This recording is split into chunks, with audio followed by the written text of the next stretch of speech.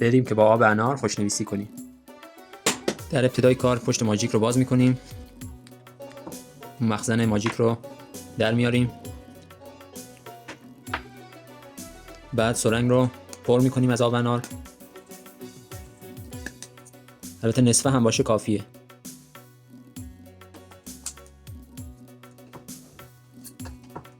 به این صورت داخل مخزن ماژیک میریزیم.